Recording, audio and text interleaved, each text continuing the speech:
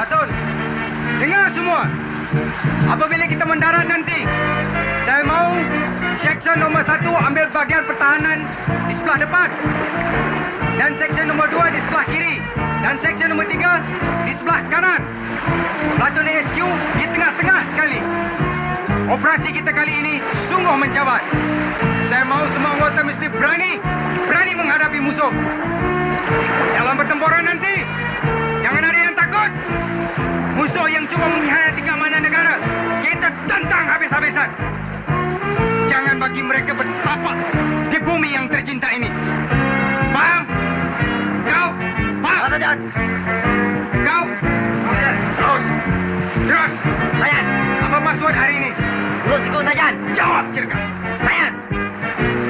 Dengar sini. Sebelum sampai ajal kita, selagi itu